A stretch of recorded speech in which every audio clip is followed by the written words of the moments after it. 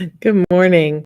Hello, we are Welcome here. to, yes, welcome to Let's Talk Movies with Moira and Shannon. I'm here with Moira and I'm Shannon. And this has really become my favorite part of the month, Moira. I just want you to know that. Oh, same here. Same here. I have my little notebook that I keep nearby so I can take notes on things. I love it. I'm so enjoying this. I'm enjoying it too. And in just a few minutes, there's a long line of movies that we are going to review for you guys. And if you've watched, you know that Moira and I don't agree on everything. And I'm telling you, pop the popcorn because there's a movie that we're going to get to that apparently it's going to be forks, knives, and pitchforks.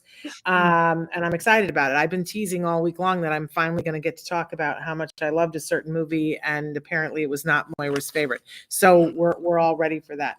But Moira, before we do any of that, I just want to say to people, if you're watching this, we recorded this last night.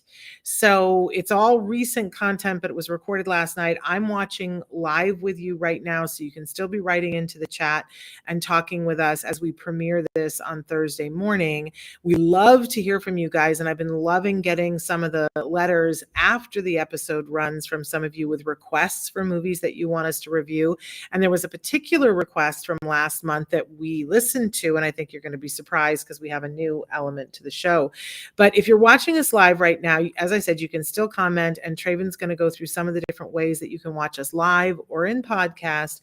We do hope that you will write to us and tell us your thoughts, and if there's a movie you want to hear from us on, and to hear us spar it out. Occasionally we agree, but anyway. But then while Traven is showing you some of the different ways that you can connect with the show, we always like to start, Moira, with an update from Taca. Talk to us. Taca, the Autism Community in Action, fabulous organization I've been involved with for, I guess, 22 years now. Every month we do something called our monthly learning series, and for September the topic is adults. So we have 2 recorded sessions that you can register and watch anytime you want that are on our website.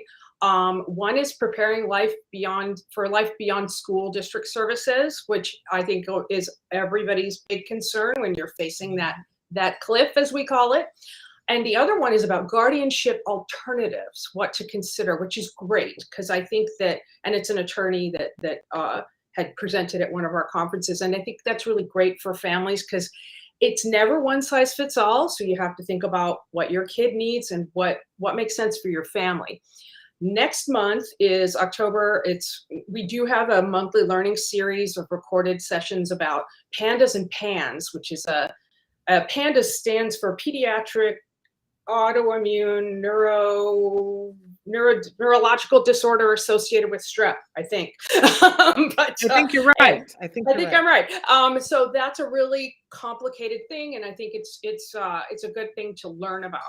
But the cool thing is, of course, as we've spoken about, next month is our in-person conference. So we're super excited about that.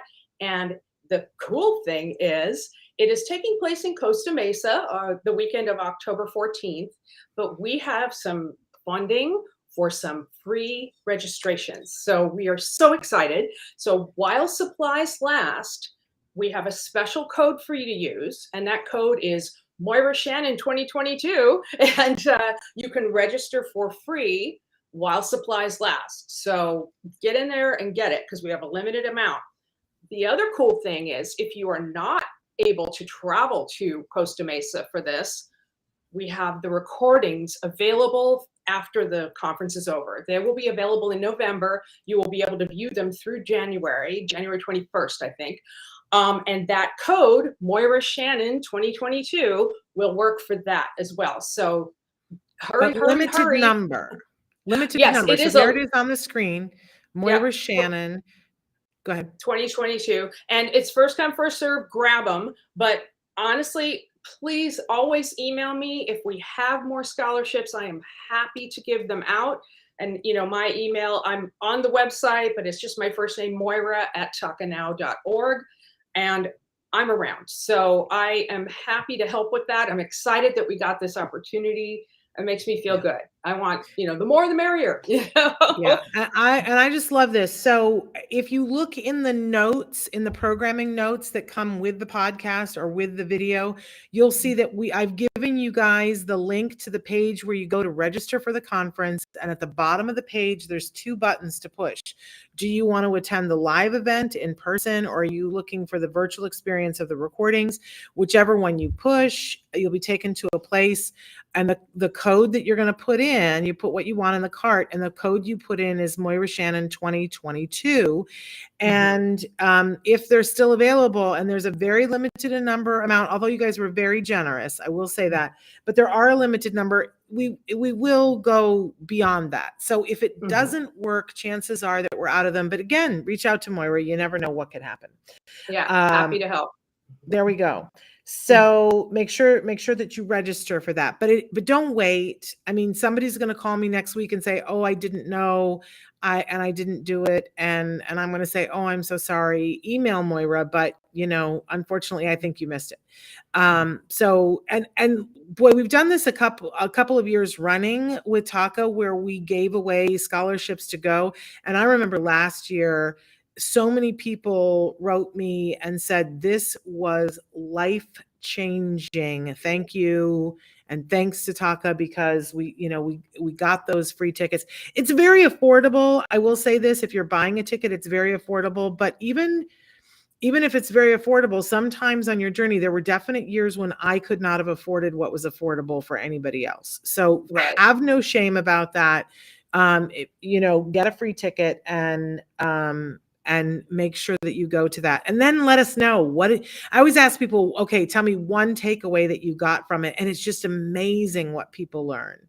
I love it. I love it. Yeah. That is so great. And it's so gratifying because our conference team works really hard to bring the best possible speakers and subjects and trying to make it interesting and different every year. And that's gratifying to hear that feedback.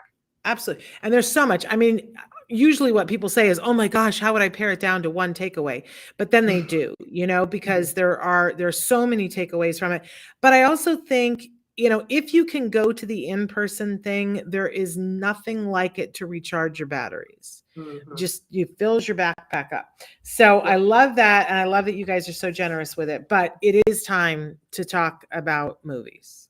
Let's do it. Let's do it. So the first thing on our list, we always try to do a movie that we both watched.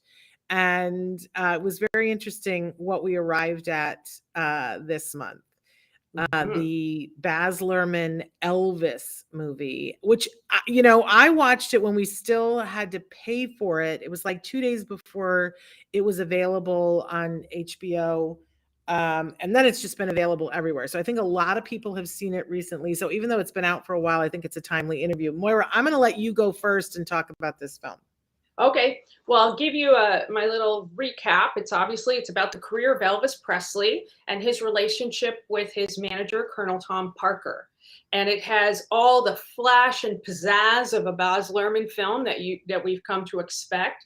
And we watch Elvis rise from a very poor childhood to superstar fame, and no spoiler alert needed, well, I assume. We watch him go into his more difficult years in Vegas and his untimely death at the age of 42. Tom Hanks is playing Colonel Parker, and he is the unreliable narrator of the film. And I love Tom Hanks, but I don't think we need to cast him in everything. And I don't feel like this was a good fit for him. And I feel like the only thing that was missing from his multiple prosthetics was a mustache that he could twirl, because he was so evil. And he was weaving his Svengali magic over the king of rock and roll and, turning him into a never-ending ATM. And I feel like biopic, I was actually having this discussion. Is it biopic or biopic?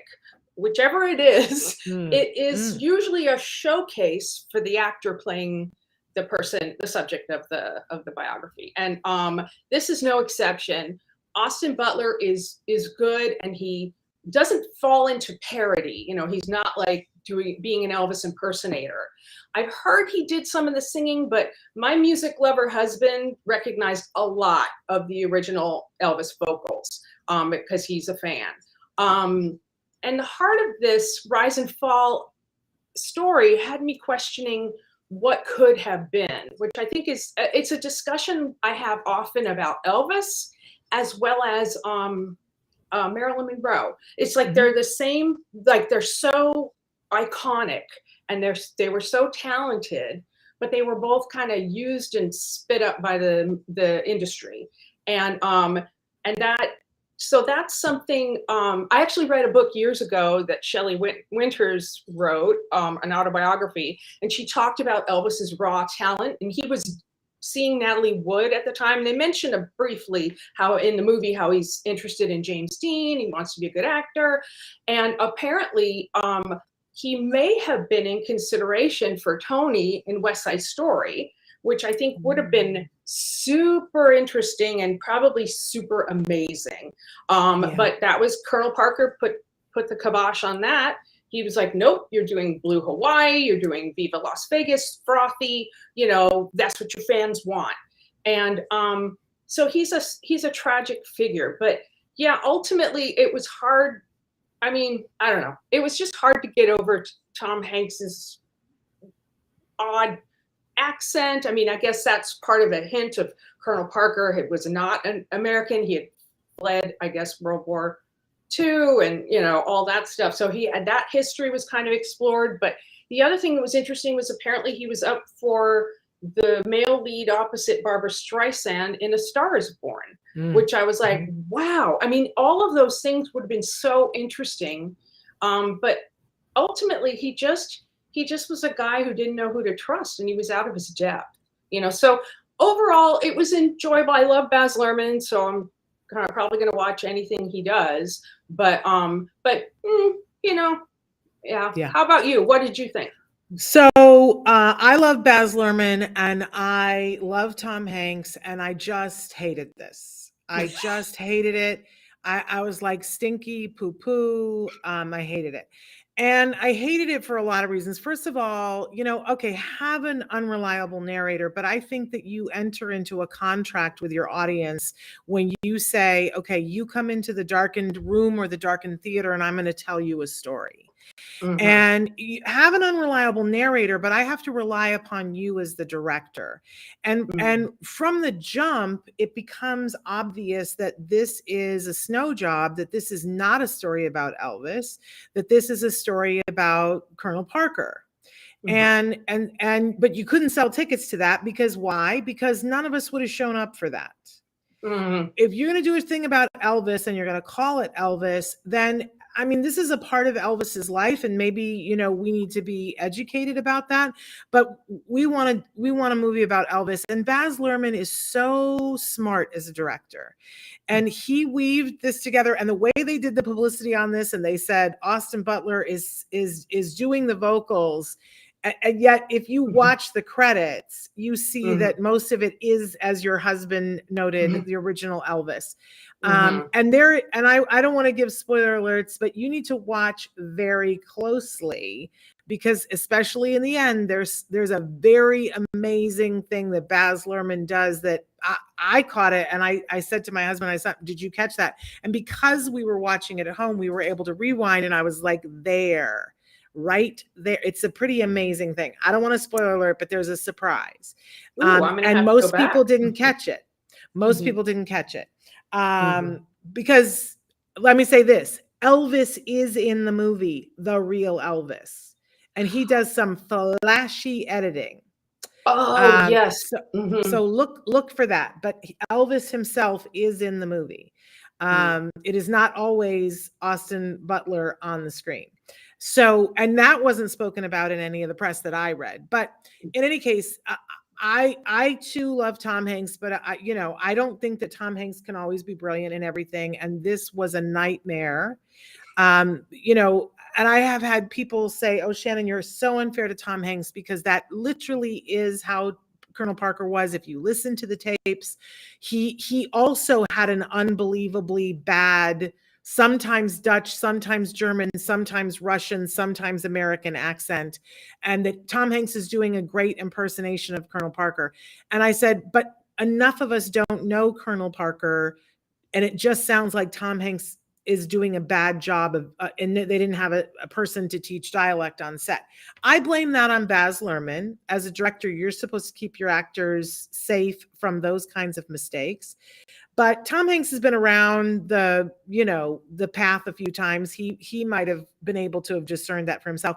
And I feel like, how in Charlie and the Chocolate Factory, when Johnny Depp played Willy Wonka, later on he said, well, my inspiration for that was Carol Channing. And then you watch it and you go, oh, I can't unsee that. That's why it's so bad, because you were playing Carol Channing playing Willy Wonka, and that's not a good choice. But I think that if we were to grill Tom Hanks, he would say John Lovitz was my inspiration. I was playing John Lovitz, because that's what he's doing. If you watch it, he is to the point where he does this little thing like John Lovitz does when he's telling a joke where he's about to tell a lie. It's bad. It's bad. So if he turned around and go, Morgan Fairchild is my wife, you wouldn't have been surprised. I'm not at all. I mean, if you watch it now, see if I'm lying. I'm not. It's bad. Now, the one shining light in it is that Austin Butler is, I think, a really good Elvis. And I feel like Baz didn't trust that enough, because there were so many in the beginning. He does all of his Baz stuff so that we don't get a really good look at Austin, to see that he isn't exactly Elvis until we've already started to fall in love with him. But it was so, I want to cry for that young man, because I feel like he gave it his all. And this is not Baz's best work. There's some amazing Baz Luhrmann things in it. I won't say that it's not enjoyable to watch, but poor Tom Hanks, it's just stinky poo-poo. And that is my official word on that. You're all going to watch it. I encourage you to watch it. Watch it when you don't have to pay for it. I wrongly paid for it. I watched it when I didn't have to pay for it. All right, then. There we go. So now we're at the point where, and I don't know whether Traven, because we never throw to him for this, but now we're at the point where I have to say to you, Moira, what are you watching? And we'll go through this. I don't think, because so many times I've not done it, I don't think that Traven has it. Okay. So tell us, first of all, I think we're starting with the things that we've been watching that are also stinky poo-poo.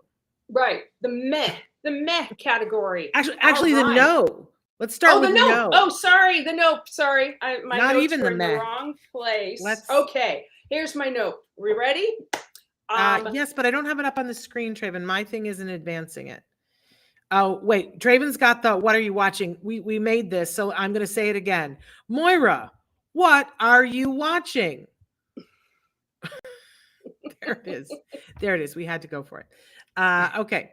So, but it won't advance for me. Let me see if I can do it on the screen, Traven. Nothing's doing anything for me. Can you advance it for me to the next slide? Nada is working. Thank you. There we go. All right. Here's my note. The Paper Girls. And it's funny because I put this in the nope category when I watched the first 15 minutes of the pilot and turned it off. And I was like, oh, definite nope.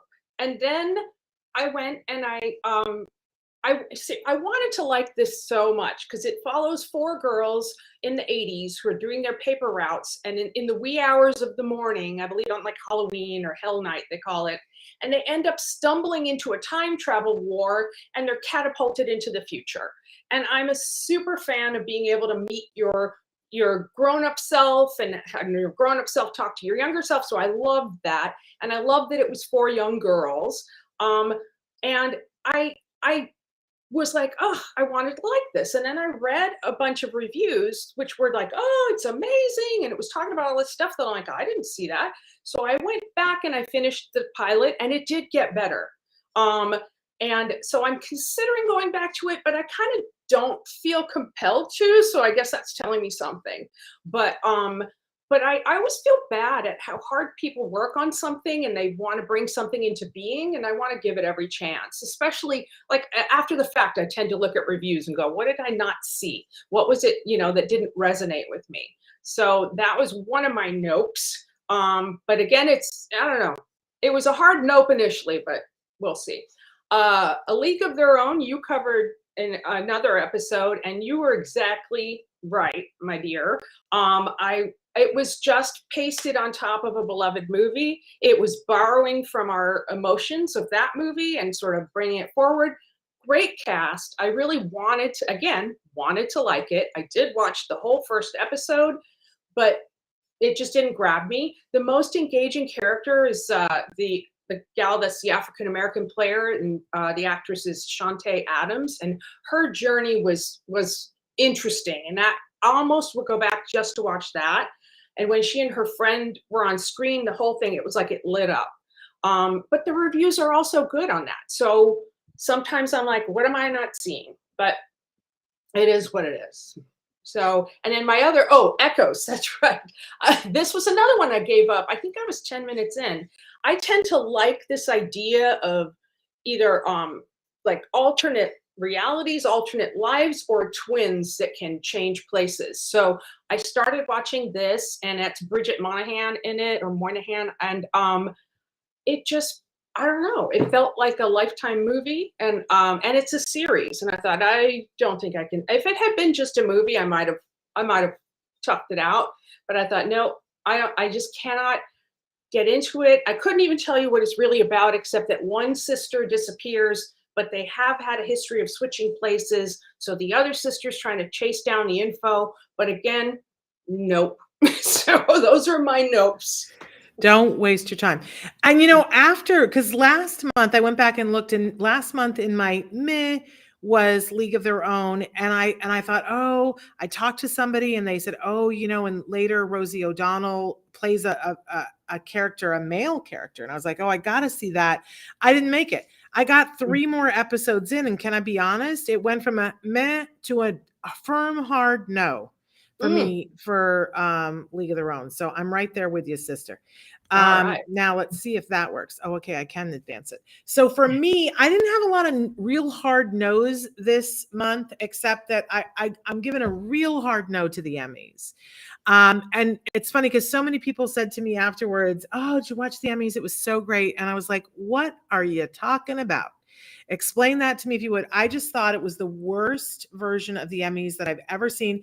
And I love Kenan Thompson, and I thought that he did a really respectable job as the host. But I feel like it was the direction that was bad. But when they went to the opening montage, and they were going to have all the dancers and behind him that were doing all the theme songs from top television shows, and it kind of like the cameras were in the wrong place, and it looked like the dancers weren't sure when to start, where to go, what to do. I felt like it was a high school review. I just thought it was super duper like meh. And then the other thing, I love that we're getting to the point where we're going to talk more about inclusion. And that part of it, I absolutely love that they really were hammering down on inclusion. But we got into the second hour of talking about inclusion, and I hadn't seen a single person who was differently abled. And I was like, oh. So when you say inclusion, you're talking about gender and race, but neurodiversity and being differently abled physically aren't on your radar yet. And then I was about done. And then they did the in memoriam, and I want to get out the pitchforks with the in memoriams. They get these and they had John Legend. It's fabulous. Have John Legend sing. John Legend is amazing, and yes, I want to watch John Legend. But if somebody has worked their whole life and you're going to do the in memoriam, you should full screen those people. Mhm. And award shows aren't doing that anymore. And I'm like, then why are you doing it? Why is it about the performing artists that you have up there? I just want to smack somebody into the next week about that. That's all. And then the other thing that I just super hated and wanted to throw my television into the Pacific Ocean. I am one of those people that likes to watch really bad reality television. It's a great way for me to, I watch Big Brother. My husband and I have watched Big Brother since the first year that we started dating. I don't watch Survivor anymore, but I will watch me some reality television, and especially the ones where, people are, have to get married and they've never met. That's a great Sunday afternoon for me. I don't have a problem with that. I make fun of it sometimes, but I watched all of this most recent season of Love is Blind, and these are people who have to meet each other in pods, and then they get to meet, and the whole deal is they have to propose in the pods, then they get to meet each other, and then they go through, and they have a certain amount of time, and then they have to get married, or they have to split up and not see each other again. And I got really sucked into this most recent season. I don't know whether it was the pandemic or whatever, but I was so excited last weekend to see, oh my gosh, there's 3 extra episodes where we're going to catch up with the people. It just was a car accident. It was so exploitative, and not just of the people who were doing it, but of the audience members, because they string you along, because we want everybody to have a happy ending. And again, I don't want to do the spoiler alerts, but for people who watch this, don't waste your time, because we wanted to see that everybody was fine and okay and that their relationships were going. And then they showed that. And then at the very end, they said, and basically nobody's together anymore. And I just wanted to pick up my TV and throw it in the ocean. And by the way, I watched 2 nights ago, I watched The Bachelor ending, and I wanted to pick up my TV and throw that in the ocean because of the new Bachelor that they picked. I'm done. I'm all the way done. Do you hear me, Bachelor Nation? It's over. We're broken up. I'm not coming back. How you could pick that guy who clearly was angling to be the Bachelor. He's a smarmy so-and-so. And yes, I said that. I'm done. But that's how I felt about it, Moira. I'm just over. It's puh. Would you like to say anything about my no category? No, I didn't watch all of the Emmys, but I'm with you. I felt like I wanted to watch the opening number, so I found it online and watched it, and it was confused. You were exactly right. And I'm with you about the in memoriam thing. And I get it. Establish you've got John Legend, and then show us who we should be memorializing. So I don't know, maybe we're on maybe I'm on award show overkill, I don't know, but and then I have a recommendation for you. You should watch Indian Matchmaker. I watched it. Totally watched it. Loved it. No, I watched all of those things. Yeah. Good. All right. So here's my meh category. I think you actually spoke of Mr. Malcolm's List before as well, or maybe you didn't. But it's a Regency era romance where the most eligible bachelor, Mr. Malcolm, makes a list of all the qualities he wants in a wife. And a spoiled young lady doesn't measure up to said list, so she reaches out to her friend, played by the lovely Frida Pinto, to do everything to meet Mr. Malcolm's requirements so that she can reject his advances. And this apparently was in process before Bridgerton. There was a short film, and it's out on YouTube, that was done in February of 2019, which was like 5 or 6 months before season 1 of Bridgerton started filming. The short film actually had Gemma Chan cast in the main role of the spurned lady. But then when it went into production, she was not available, so they recast. And everybody, I don't have a problem with the casting. I thought everybody was lovely, but it just, I don't know. And actually, I did feel the chemistry between Mr. Malcolm, and unfortunately, I did not write down the actor's name, and Frida Pinto was believable. So meh, but if you like Jane Austen, it's good for a Jane Austen fix if you were so inclined. And I'm always loving all the costumes, all that's fun. So the other one I had actually said I was looking forward to, and that's The Day Shift with Jamie Foxx and Snoop Doggy Dogg. And they are vampire hunters in the San Fernando Valley. So I was like, sign me up.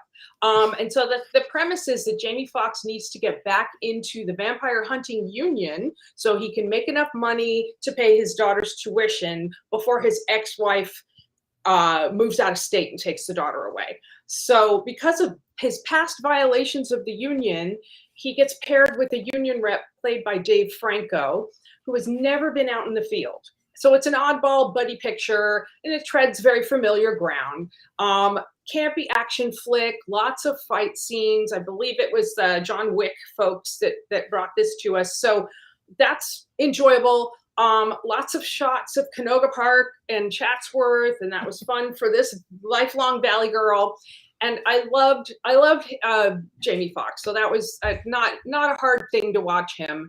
And then Snoop being a badass vampire hunter in a long leather duster coat and cowboy hat, yes, fabulous, but not great, But it was a meh, fun distraction. So that's another one that your mileage may vary. The next one was Breaking News in Yuba County, which I had actually wanted to watch when I first saw it coming out and kind of forgot about it.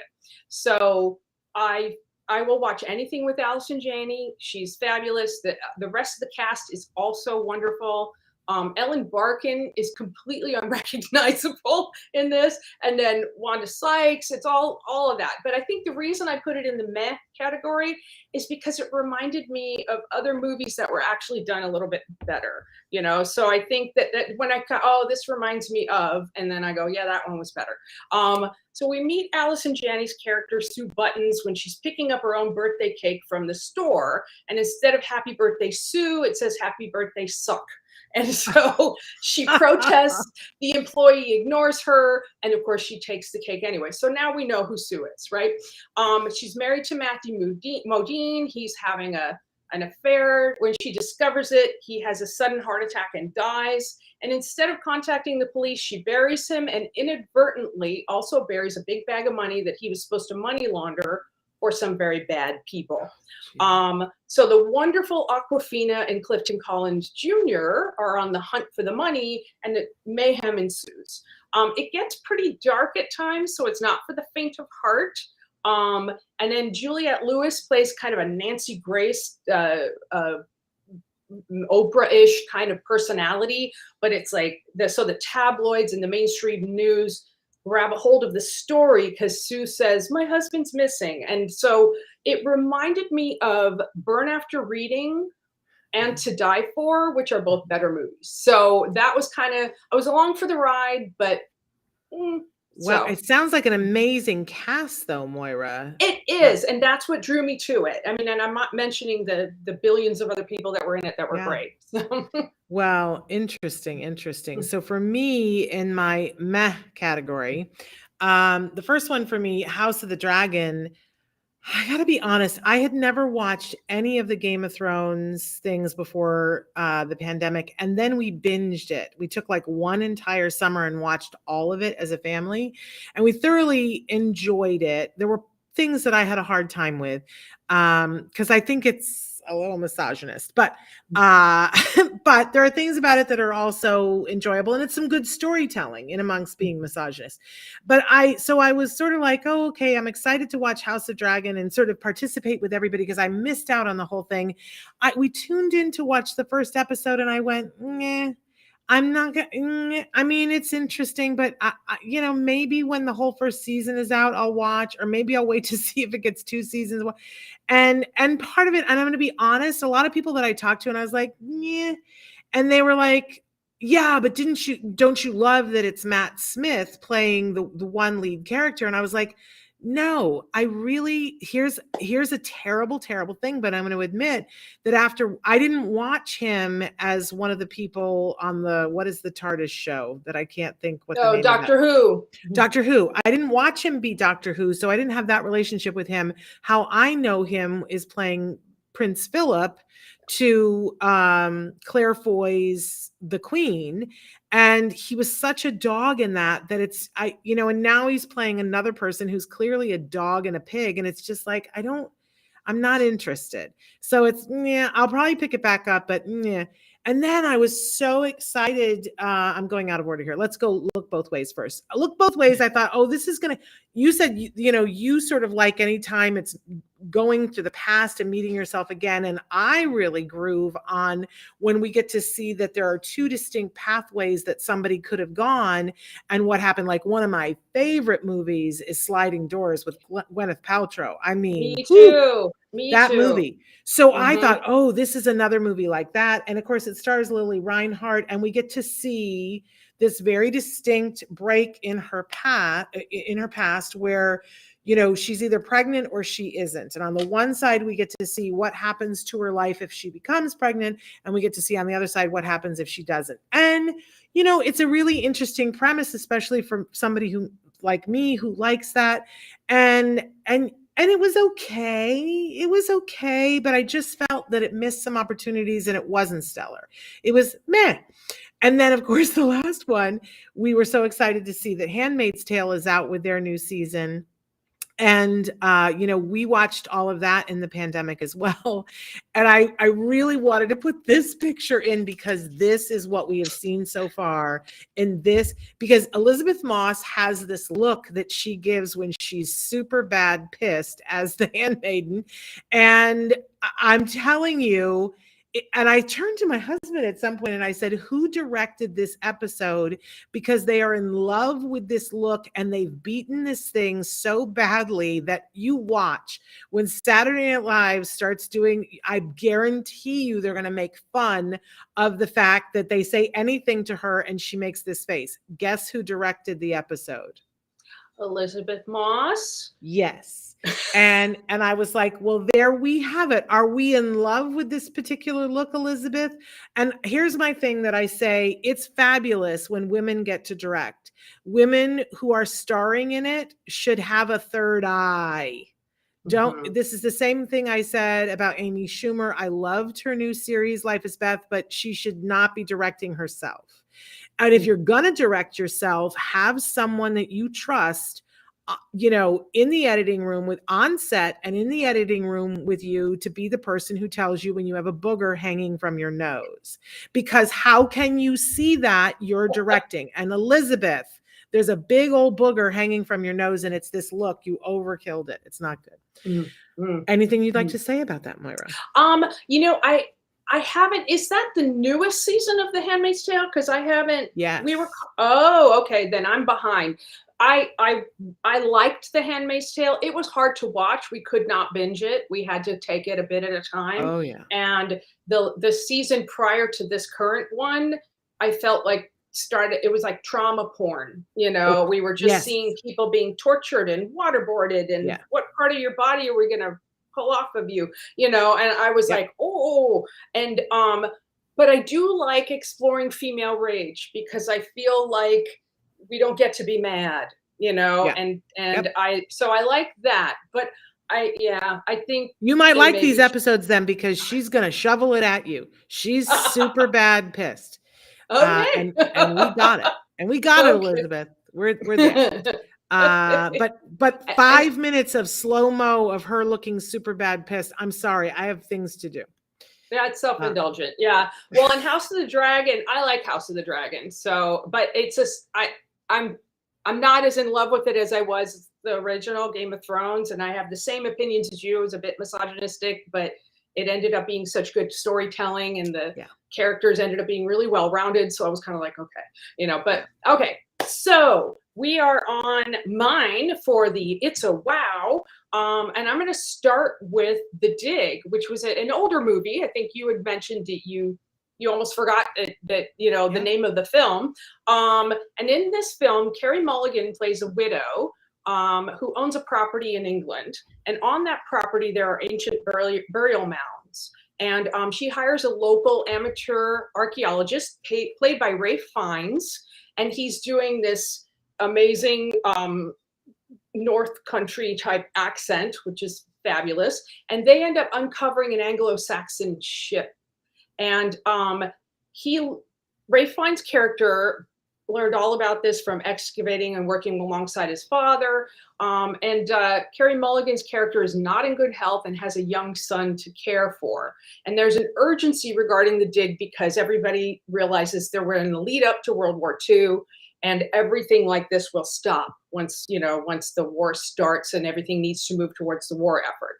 So once the ship's discovered, there's all this jockeying for credit and the intellectuals trying to take over from this farmer type guy that they don't respect.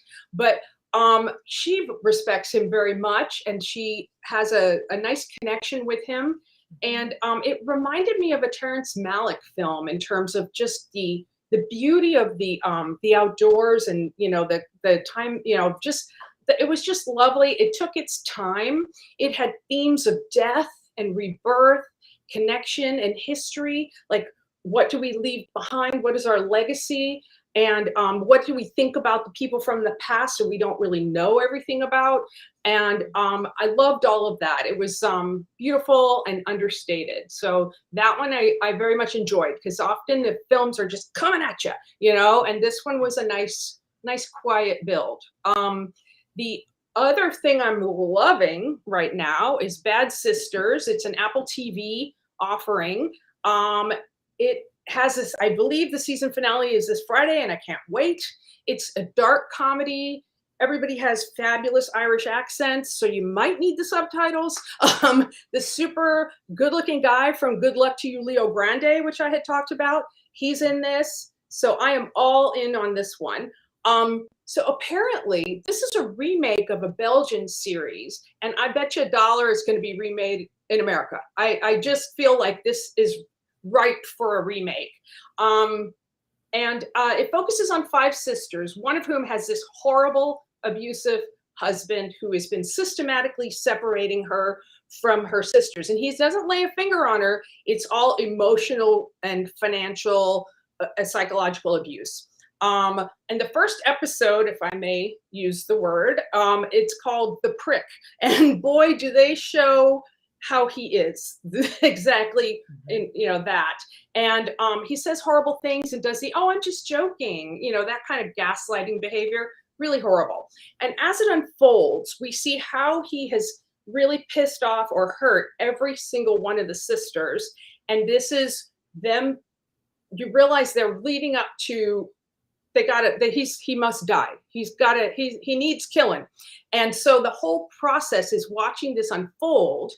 And that's been kind of delightful. And there's the oldest sister is Sharon Horgan, and I feel like I've just discovered this woman and I adore her. And she adapted the show for British television. She's in a show called Catastrophe that you may have seen. She's also in another film on Hulu called Together that's about the beginnings of lockdown for COVID. So very cool.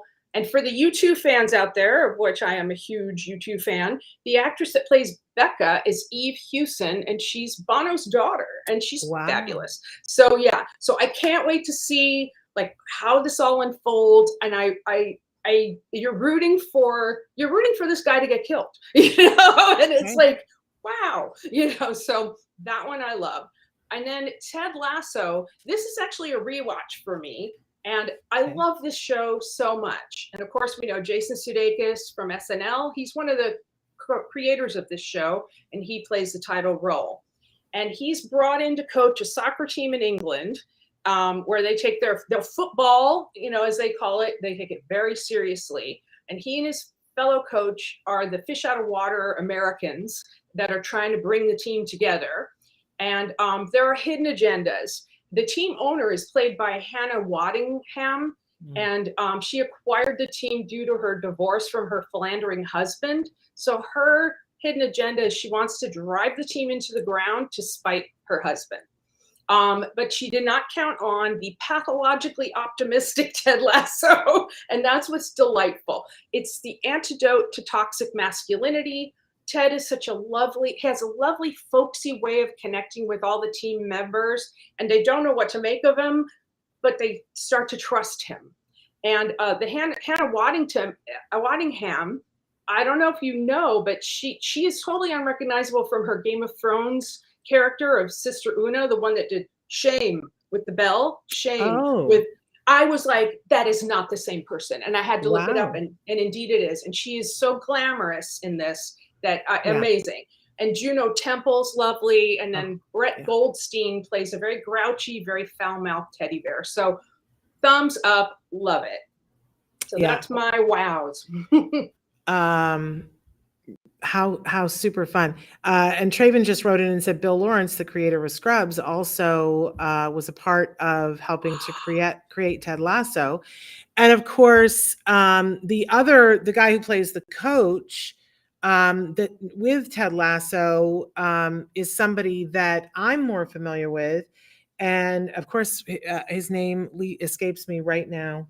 Terrible. Mm, But I had seen him perform years ago because a good friend of mine directed him in a stage show that was called Absolutely Filthy, mm. and where it's a take on all of the Peanuts characters as they've grown older, and he was playing Big Pigpen. Pen, fabulous. And, His name and, Brett something. Brett mm, Brendan. Sorry, Brendan Hunt. Yeah. Brendan Mm, Hunt. There we go. mhm. So Brendan, and this was a big deal to me, but so Brendan, and the whole thing is because it's called Absolutely Filthy, he's the lead character.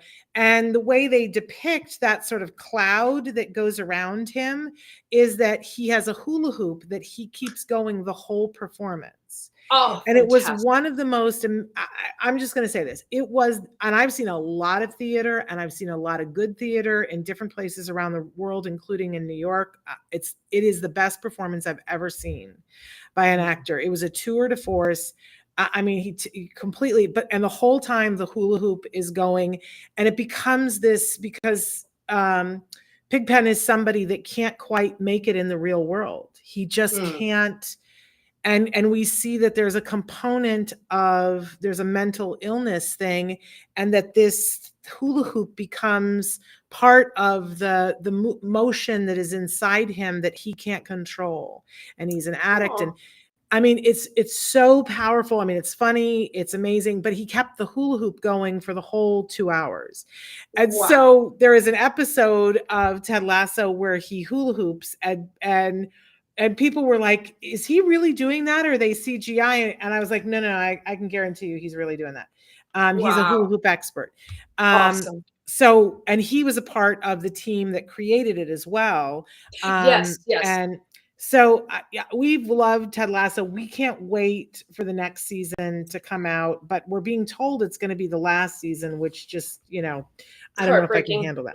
Yeah, Yeah. heartbreaking, but Mhm. it's really good. And if people haven't watched Ted Lasso yet, I kind of envy you because, and I Mhm. admire that you're going back and watching it again because it's really well written, really well acted. It has something special in it. There's a sparkle, there's a whatever. It's why it's won so many Emmys. It's really very good. It's a Uh, treat.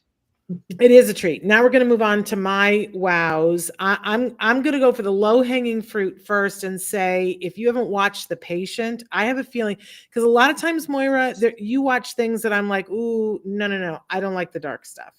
But I made an exception for this because I happen to love Donald Gleason.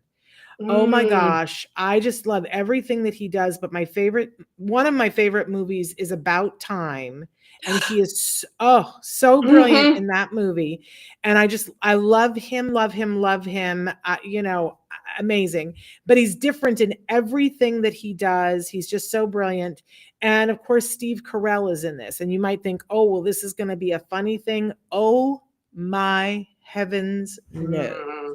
It is serious business, and it's a psychological thriller, and it's very disturbing. It is like, start chewing your knuckles, not your fingernails.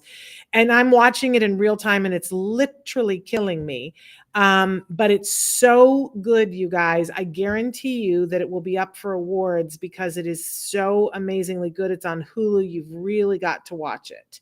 It's on Um, my list. It's on my list for and sure. Steve Carell is amazing, but Donald Gleason is just like redonkulously fabulous. But it will raise all of the hairs on the back of your neck and make them stay up. I've already had a nightmare about it. And then Last month, I talked about on my wow list the K-drama that was Extraordinary Attorney Woo. And once I had finished watching that, I said, I'm a little fascinated because it's a little bit of a dilemma for me because the character, as I said last week, she's on the spectrum, she has autism, but she's an extraordinary attorney. And she's played by an actress. I'm not going to butcher her name, but she's played by an actress that is not on the spectrum. And this is a little bit of a dilemma for me.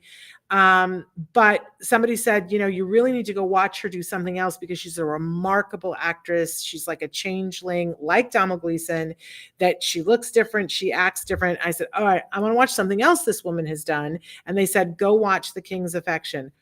Oh my goodness. I about died. I loved this so hard. It just killed me. And I can't even believe it's the same woman.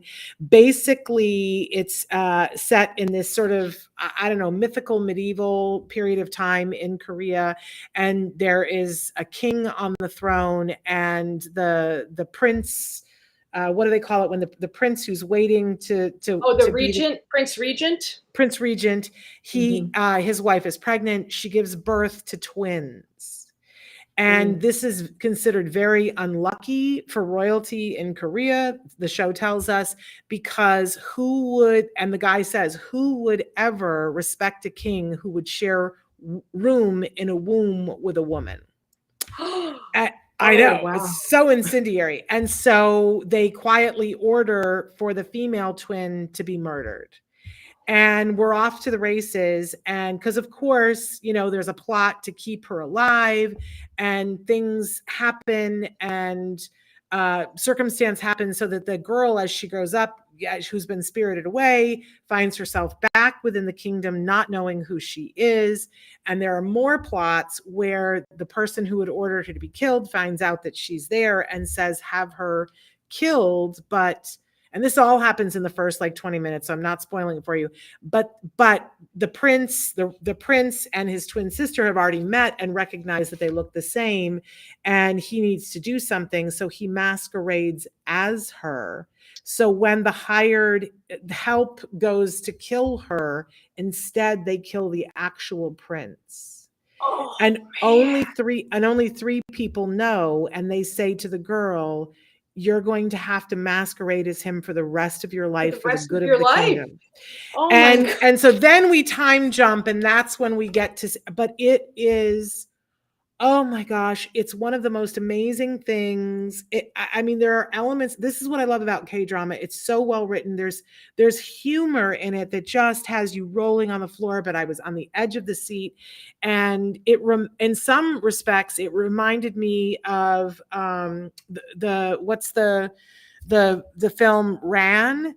I mean, that's very Lear-esque. It's epic. It's everything. It's really good. And there's a romance element that just tore my heart out, threw it on the floor and stomped all over it. It's all in Korean subtitles. It's 16 episodes that are sometimes more than an hour. I couldn't breathe. I was like, I have to get to the end, but I can't say goodbye to it. It was brilliant. And you wouldn't recognize this woman. And she does a really good job of playing this prince.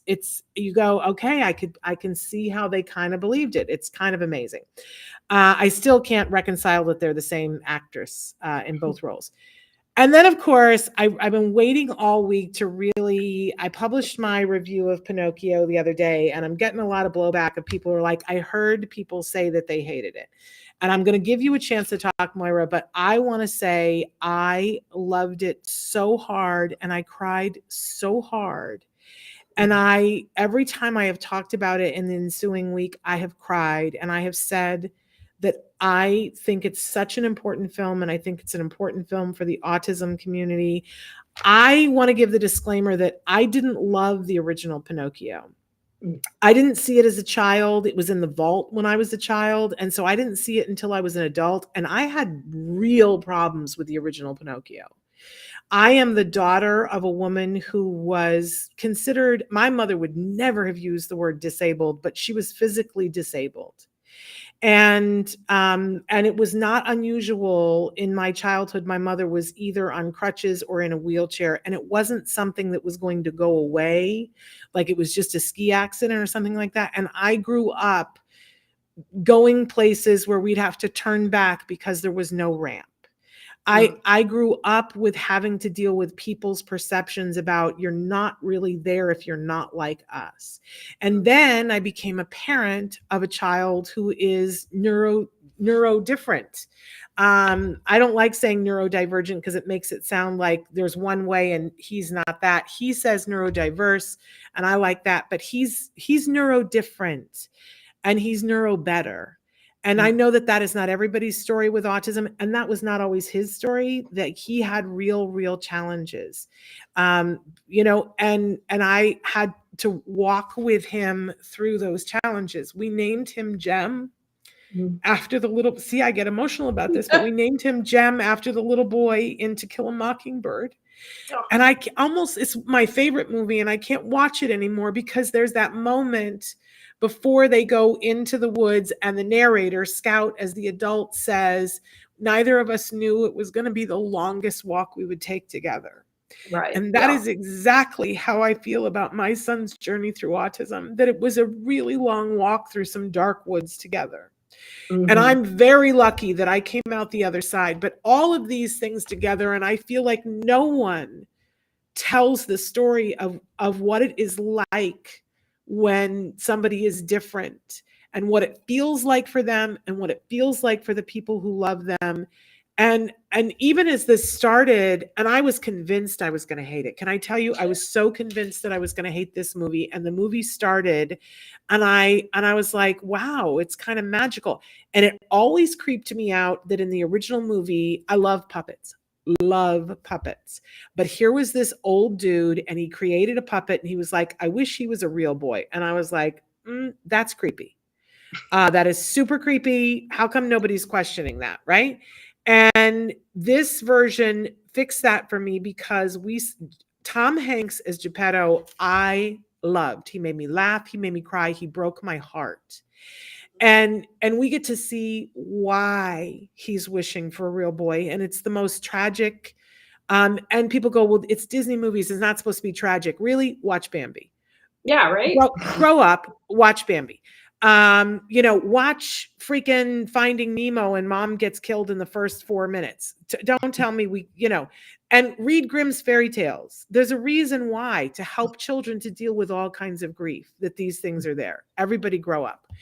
See, I told you I'm going to get out the pitchforks, but I just was so touched, and I thought, all of his cuckoo clocks, which were very Disney themed, and I felt like it was my childhood speaking to me. And I thought that Jiminy Cricket was really cute. And I thought that when Cynthia Erivo shows up as the Blue Angel, that all made much more sense to me.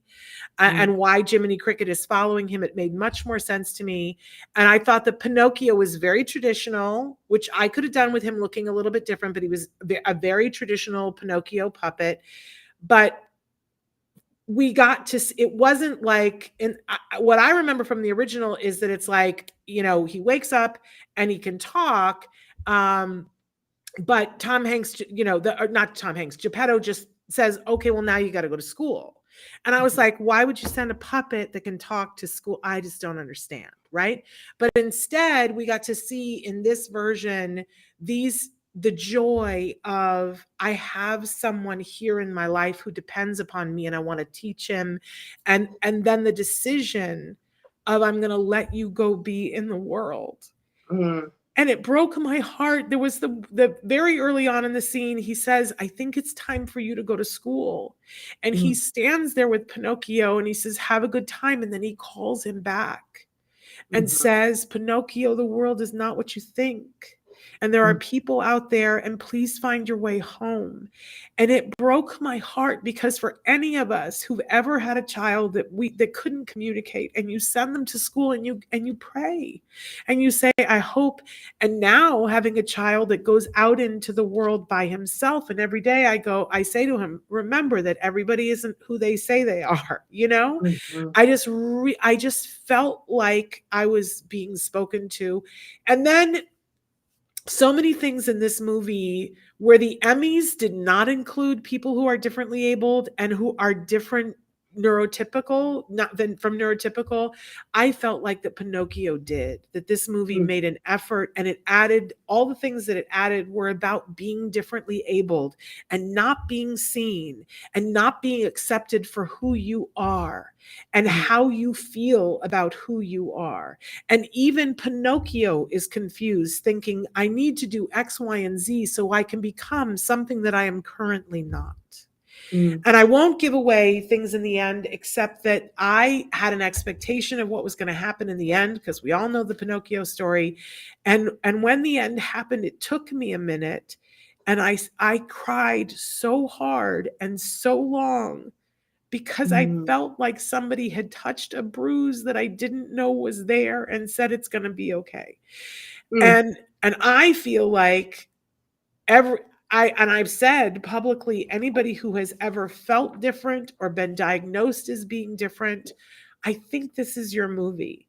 And I mm, have seen so many reviewers who just went, well, it was this, it was that, it was, it wasn't the original. And I've been fatootsed with them, because I'm like, I don't think you know. mm, mm, Now, you mm. said you don't agree with me, and I think you do know. So talk to me. Yeah, I was actually hesitant even to I was gonna put it in my nope section. That's how much I didn't care for it. Wow. But in my gut, I knew you would like it. I knew you would like it. And Now, why is that? well, I think that um this is so hard, and I don't want people to get mad at me and cancel me. But I feel like when your kid gets to a certain point, then Yeah. you can like really envision I can die and he'll be okay. And I can't do that. And Yeah. so that I believe acceptance includes recognizing challenges and obstacles. And we need to do as parents everything in our power to make our kids independent, because right now I say often I can't die. And I know a lot of Yeah. parents that feel that way, and like talk about sending your kid out into the woods, Yeah. so and our community has very strong feelings on this issue, and there's a lot of identity tied up with all of this. And I don't want to judge anybody else and what I'm like. All I know is my kid and my family. And it pushed a button for me that way. And yeah, so I love everything you just said about it, and I'm glad that it spoke to you in that way. And I think you are right. Disabilities are not often talked about, but I think the other part of it, I think I felt like a real push towards um like and I want to celebrate all of our kids, but I think that there's this focus on and I hate the word high functioning. I really do, because I feel like it's not descriptive to what the individual is capable of. But that tends to be like, yay, look at this kid that's able to do this. And I'm like, yes, good for them.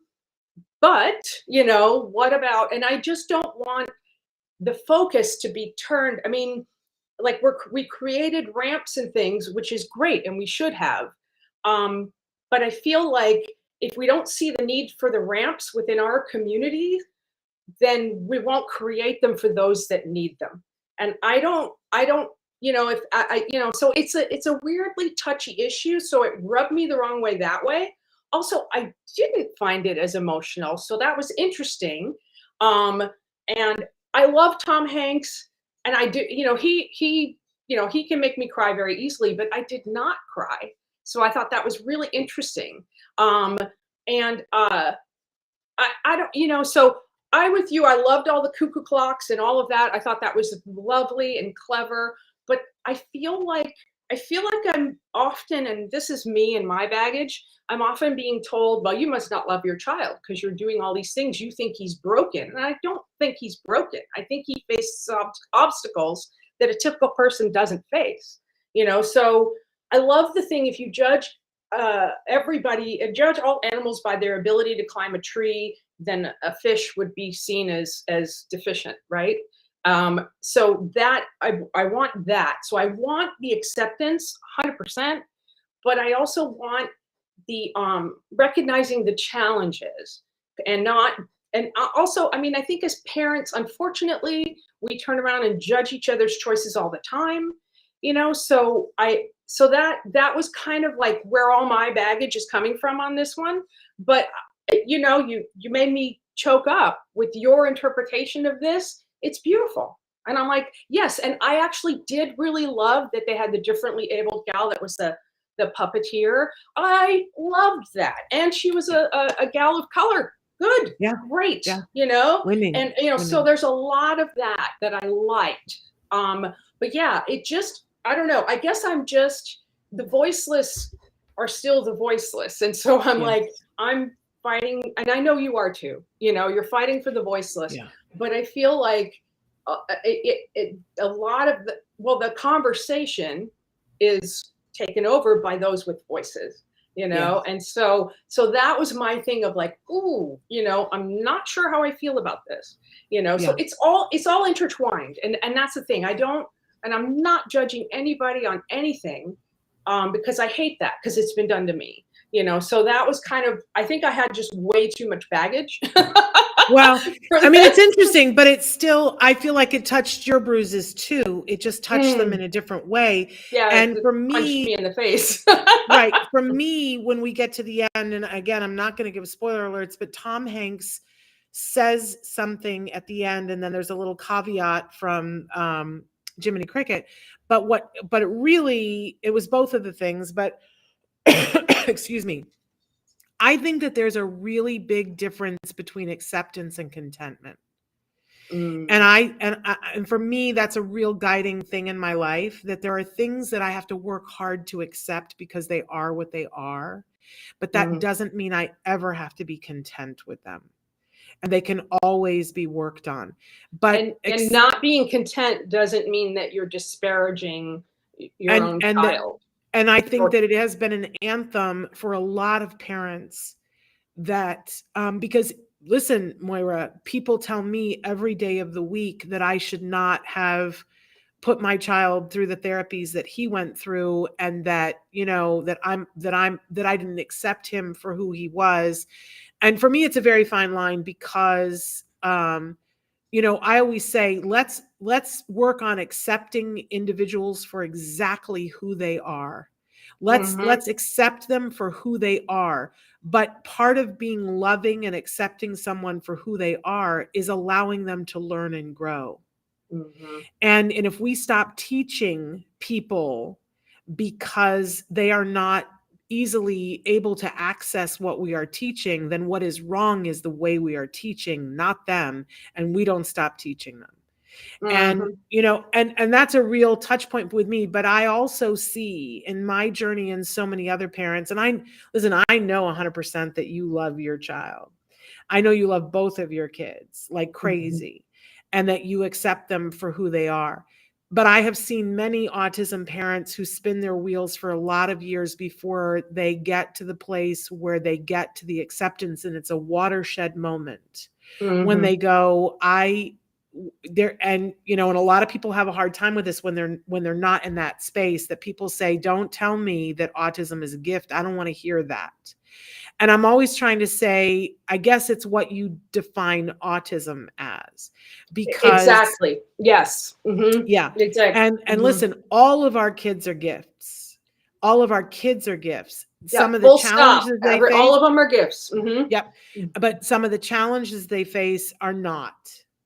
That is not a gift to them. It's not a gift to the people around them. That's just not a gift.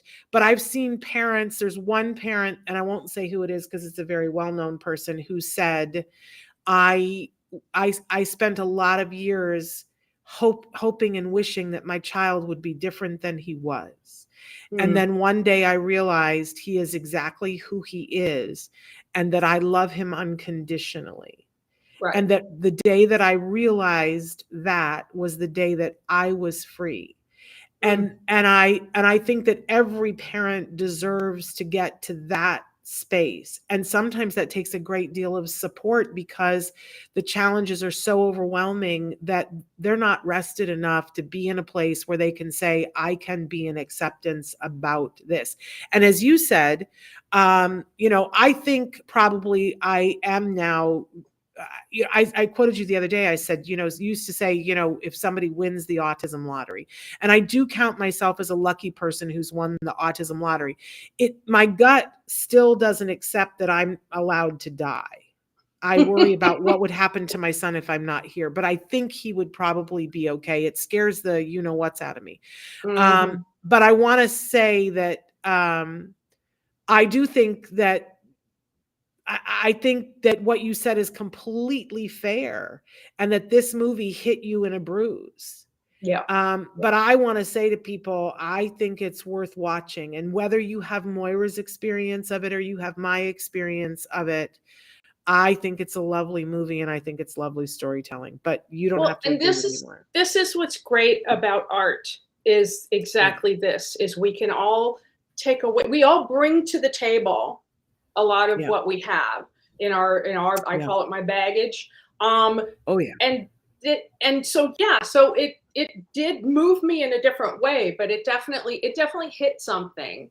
But I also love that they're doing, the live action Little Mermaid, and they've got a lovely African American gal playing Ariel. Yep.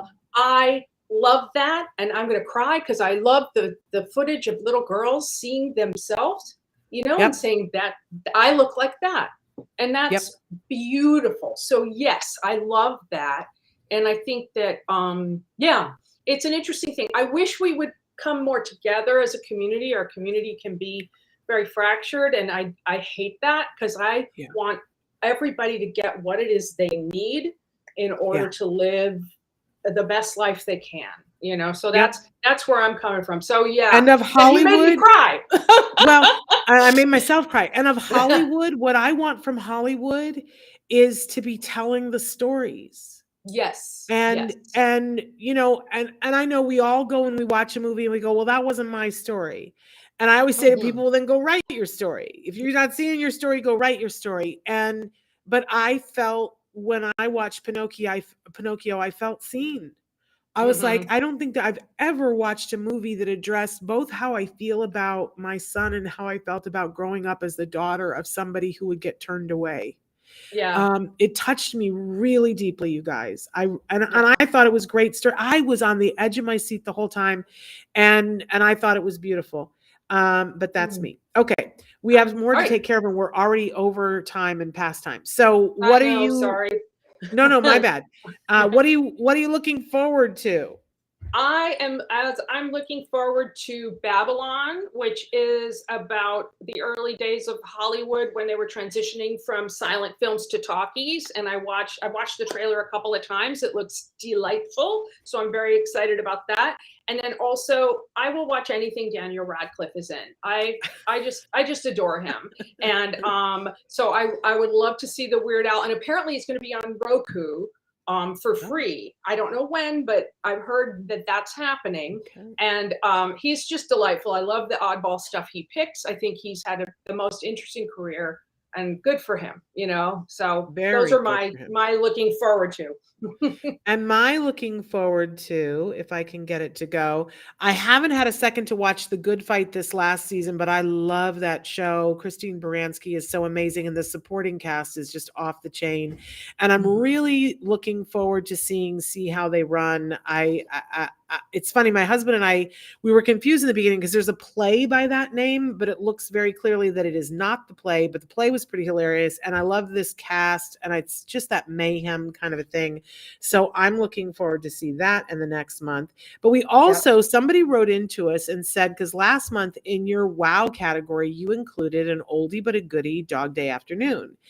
And we had a lot of chatter from people, and people wrote in, and one dad wrote in and he said, I'd really love it if you guys every once in a while would review an old movie that might be good to watch with our kids, or might be good for us to watch that's an oldie but a goodie, because he went back and watched Dog Day Afternoon after your review. So we cahootsed together and we came up with this new category, which is rewind, things that have watched recently that were like, oh my gosh, that was really good because. So talk to us about yours.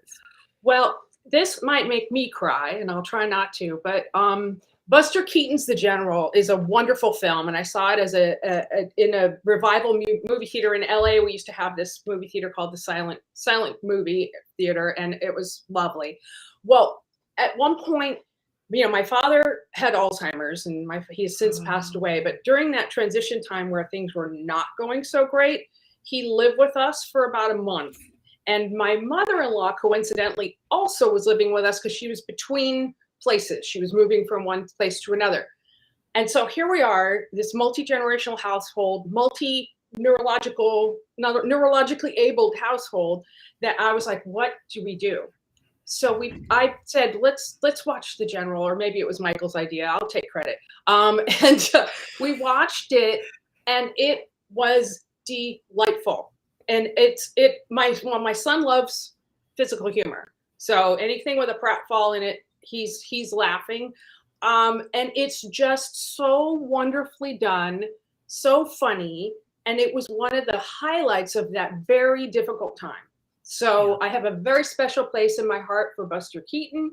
And I can't talk about it anymore because it's going to make me wonderful. cry. So how yes. wonderful. The General, fabulous. And for me, it was very interesting because like your daughter, my son is a student studying film in college.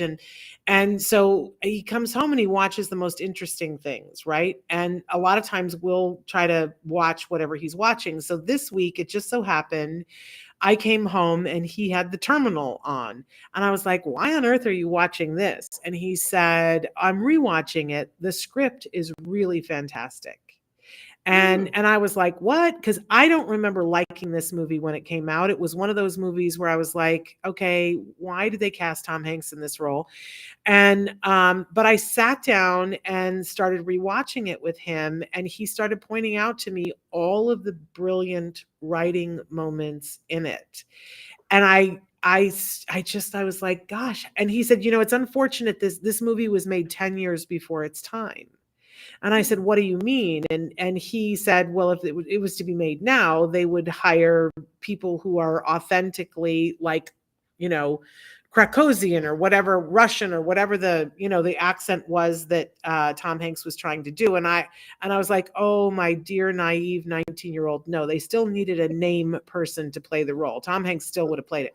But I just thought that in watching it 10 years, and it's probably like 15 years later, I don't remember what year it is, things resonated in a different way, having been through the things that we have all been through in recent years about an immigrant coming to this country and being stuck between two worlds. And how do you negotiate that, and how are immigrants treated? It landed differently. And I was shocked to see that it more than held up. He was right. It's very well written. And it probably was ahead of its time. I found it delightful, and I was surprised by that. So just throwing it out there, it was quite lovely. So there you go. I'll have to revisit that one. I did enjoy it when it first came out, but I think you're right. Sometimes it's great to revisit something because it'll land, like you said, it'll land differently because of whatever's currently going on. So yeah. Fabulous. Anyway, so that's what we're watching and looking forward to. And we love to hear from you guys. We love to hear your requests. If there's an old movie, a new movie that you would like for us to take a look at, we'd love to hear that. And we'd love to hear your thoughts. Did you watch Pinocchio? Now, I have one viewer who's already written into me and said that she and her son absolutely loved Pinocchio. But I'd love to hear from the rest of you. Who are you siding with? Are you team Shannon or Moira? And tell us why. Did it hit you in a very specific way? And what was that like for you? We'd love to know about any of your thoughts about anything that we've talked about. But don't forget that, we're making this live now, that you can be using that code to get the scholarship to the Taca Conference. Again, if you came in late, go back and watch the beginning, but you want to go to the Taca website. There is a special code that you can use. It's Moira Shannon 2022. And they were very generous, but there are a limited number. So you should get on there right away. And if you have friends that were like, oh, I missed out on this the last time, tell them. And then when they're gone, they're gone. But you can reach out to Moira. Tell them your email again, Moira. My email is moira@tacanow.org. So, All right. and also if you go on the website, there's a link under the scholarships. Email the scholarship manager. That's me. So, yeah, please do. We do our best to get as many people at the table as possible. It's a great conference, you guys, a great conference. All right, we're way past time, but thanks for hanging with us, guys. And Moira, I just adore you. I adore you. And this was just so much fun. I can't wait to see all the movies that we're going to watch. And as things get to, my favorite time of year is that time right after Christmas, right before New Year's and after New Year's, where you really can't go anywhere. The weather's miserable and you just get to watch all of the things that are up for nominated for awards. Bring it on. That's Excellent. what I say. All right. We'll see you guys next time. And we're back tomorrow with Stories from the Spectrum. Make sure that you're checking that out. That's all content by and for individuals who are on the spectrum. So definitely check that out. And we'll be back on Monday with another Parent to Parent. And we have Dr. Grampy Shea in the studio next Tuesday. So make sure that you're here for that. Until then, give your kiddos a hug from me and, one from Moira too. Please. All right. We'll see you next time. Bye-bye.